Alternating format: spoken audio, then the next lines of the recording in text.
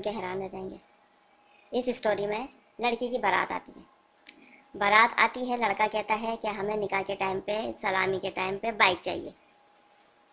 لڑکی کے والد بڑا پریشان ہوتے ہیں کہ اب یہ نکاح کے ٹائم پہ یہ کیسی ڈیمانڈ رکھ دی انہوں نے۔ لڑکے کے باپ بڑا سمجھاتا ہے کہ بیٹا یہ کیوں کہہ رہے ہو ایسا۔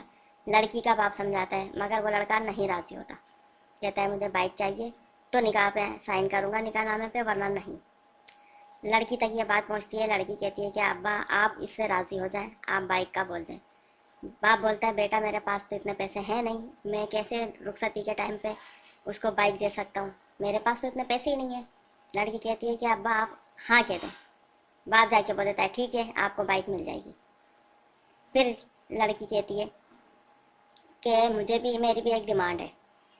لڑکے والے پوچھتے ہیں آپ کی کیا ڈیمانڈ ہے؟ لڑکی کہتی ہے کہ رخصتی میری ہیلی کاپٹر میں ہونی چاہیے، آپ ہیلی کاپٹر لاؤ گے تو رخصتی ہوگی، اور ہیلی کاپٹر نہیں لاؤ گے تو رخصتی نہیں ہوگی۔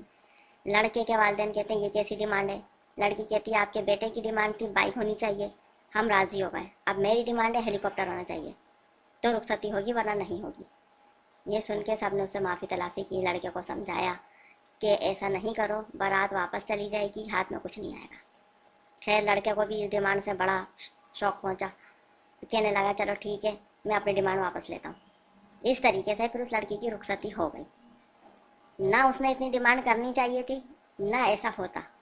خیر اب حالات ایسے ہیں کہ وہ لڑکی وہاں خوش ہے، اپنے سسرال والوں کو لے کے چل رہی ہے، وہ بہت اچھے طریقے سے چل رہی ہے، بہت سمجھدار لڑکی ہے، وہ اپنے گھر میں بہت خوش ہے، اور لڑکا آج تک شرمندہ ہے اپنی غلطی پر۔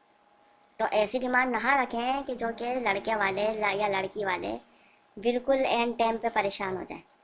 سب کو چاہیے کہ لڑکی والوں سے اگر کوئی بھی بات کرنی ہے تو نکاح سے پہلے کر لیں، نکاح کے ٹائم پہ یہ باتیں اچھی نہیں ہوتی۔